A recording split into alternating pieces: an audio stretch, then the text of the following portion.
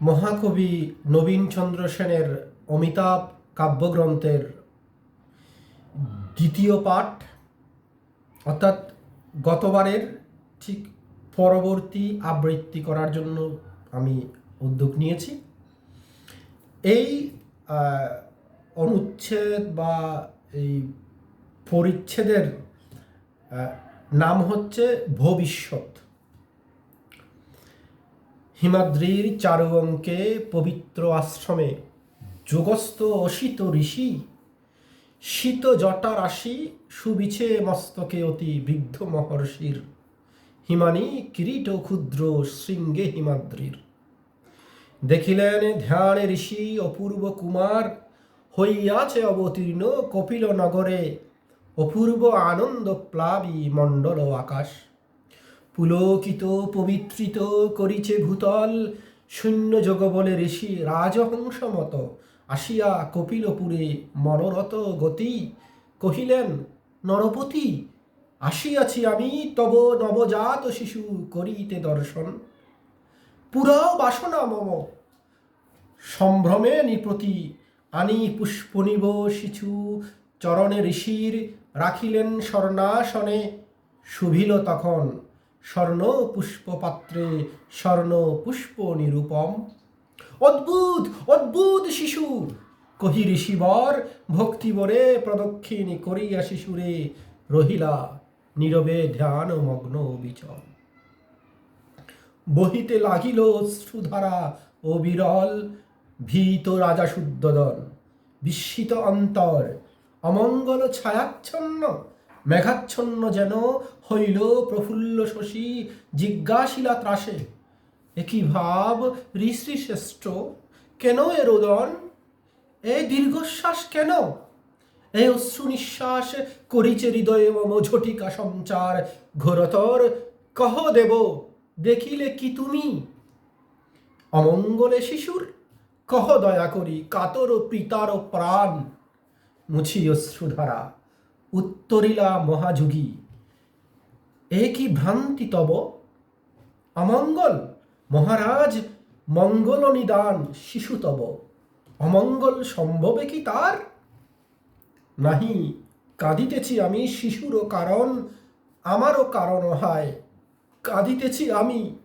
করিবেন প্রবর্তিত এই শিশু তব ধর্মচক্র এ জগতে এই শিশু তব সর্বলোকহিত সর্বলোক সুখ আর সাধিবেন মহাধর্ম করিয়া প্রচার।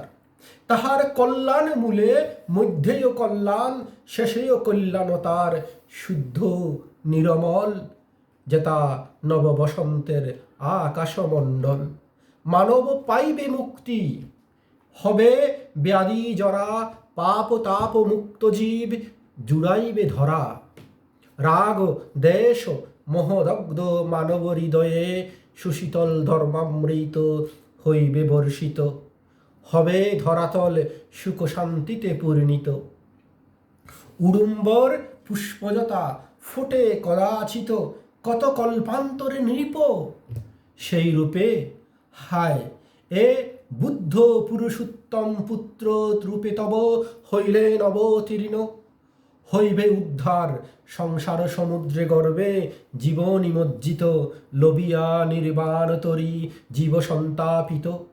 বৃদ্ধ আমি জীবনের এই ক্ষীণ দ্বীপ হইবে নির্বাণ আশু কাঁদিতেছি আমি সেই বুদ্ধরূপ নাহি দেখিব নয়নে কাঁদিতেছি আমি বুদ্ধ আরাধনা ফলিল না ভাগ্যে মম না শুনিব আমি সেই সাম্যগীত সেই শান্তির সঙ্গীত হবে যাহা প্রচারিত দেশ দেশান্তরে যুগে যুগে যাহা করিবে ঘোষিত শৈলবক্ষে শৈলমালা করিয়া অঙ্কিত। কাঁদিতেছি আমি যেই উৎস করুণার প্লাবিয়া ভারতবর্ষ প্লাবিবে জগৎ আমি এক বিন্দু নাহি পাইব তার। মন্ত্রশাস্ত্র বেদশাস্ত্র কহিছে আমায় হইবেন বুদ্ধ এই কুমারও তোমার। সন্ন্যাস গ্রহণ করি জীবের উদ্ধার সাধিবেন করিবেন নির্বাণ প্রচার। হে রাজন দ্বাত্রিংশত লক্ষণ মহান মহাপুরুষের অনুব্যঞ্জনা ও স্মৃতি দেখো কুমারের দেবদেহে বিদ্যমান। নহে নৃপতির এই লক্ষণ সকল, স্থাপিবেন কালবক্ষে অমর অক্ষয় ব্যাপী অর্ধধর আতল। ছায়ায় তোমার মানব লোভিবে শান্তি, কি পুণ্য তোমার সিদ্ধতম মনোরথ, সিদ্ধ মনোরথ। মানবের এতদিনে ভক্তিপূর্ণ মন রাখিও সিদ্ধার্থ নাম পিতা শুদ্ধোদন। বিমাতা গৌতমী দেবী মহাপ্রজাবতী পালিবেন শিশু, নাম হইবে গৌতম। শাক্যকুলে জন্ম, নাম হবে শাক্যমুনি। মানবের দুঃখ ভার হরিতে আগত, যথাকালে শিশু নাম হবে তথাগত।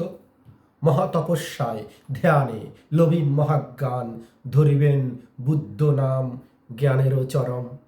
জগতের অবতার জন্মিলা নবম, জগতে করিবে এই পুণ্য নামচয়। অঙ্কিত কালের বক্ষে অমর অক্ষয়। সমারোহ পূর্ণ নামকরণ উৎসবে আসিল দৈবজ্ঞ অষ্ট। অপূর্ব লক্ষণ নিরখী শিশুর দেহে কহে সপ্তজন।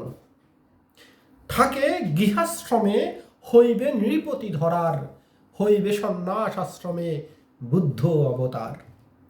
কনিষ্ঠ কৌন্ডন্য কহে, কহিতেছি আমি জরাজীর্ণ রুগ্ন মৃত ভিক্ষু যেই দিন নিরখিবে এই শিশু, গৃহ ছাড়িয়া সেদিন নিশ্চয় হইবে বুদ্ধ।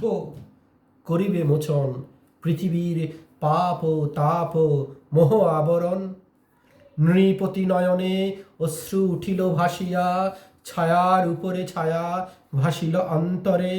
গম্ভীর গম্ভীরতর রাখিলা প্রহরী, এই চারিদৃশ্য পুত্র নাহি দেখে যেন। হায় মুগ্ধ নরপতি, ডাকেন যাহারে অন্তর্যামী ভগবান। কে রাখিতে পারে রুদ্ধ করি গৃহদ্বার সেই পুণ্যাত্মারে? করে জলধীরে যদি চন্দ্র আকর্ষণ, পারে কি রাখিতে আহা বালিরও বন্দন।